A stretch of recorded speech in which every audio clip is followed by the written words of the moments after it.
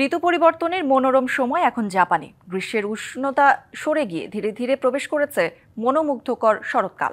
তাপমাত্রা অনেকটাই কমে আসায় আরামদায়ক আবহাওয়া বিরাজ করছে দেশজুড়ে।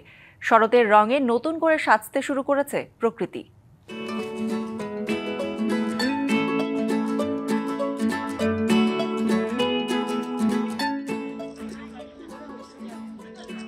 শরৎকে জাপানে বলা হয় কোয়ো সিজন। এই ঋতুতে পাহাড় পর্বত, পার্ক, নদীর তীর এবং রাস্তাঘাট রঙিন পাতা ঝরায় এক অনন্য সৌন্দর্য সৃষ্টি করে।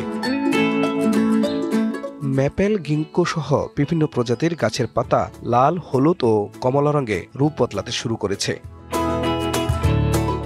দেশটির আবহাওয়া অধিদপ্তর জানিয়েছে, উত্তরাঞ্চল হোক্কাইডোতে এরই মধ্যে বদলাতে শুরু করেছে পাতার রং। টোকিও, ওসাকা, নাগোয়া শহরে অক্টোবরের শেষ ভাগ থেকে নভেম্বর জুড়ে দেখা যায় শরতের পূর্ণরূপ।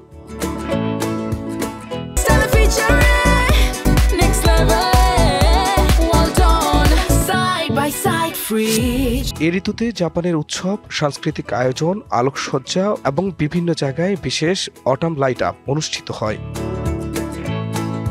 বছর জুড়ে কাজের চাপে থাকা মানুষও এই সময়ে পরিবার নিয়ে প্রকৃতির রং দেখতে বের হন।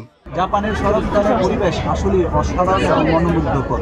এখানে আসলে আমাদের প্রবাসীরা আসলে অসাধারণ এবং মনে খুব আনন্দ লাগে। শরৎকাল আসলে অনেক সুন্দর। সারাদিন ক্লান্তির শেষে যখন এরকম একটা সুন্দর পরিবেশে আসা যায়, আসলে অনেক ভালো লাগে। মনটা আমাদের মন ভরে যায় এবং অনেক ভালো লাগে। এদিকে আসলে আমরা অনেক আনন্দ বোধ করি জাপানের শরৎকালের এই মনোরঞ্জন দৃশ্য। শরতের শীতল আবহাওয়া, রঙিন দৃশ্য আর প্রকৃতির নীরবতা জাপানের জীবনযাত্রায় এক ভিন্ন শান্তি ও সৌন্দর্য যোগ করে, যা দেশটির অন্যতম আকর্ষণ। DBC news desk.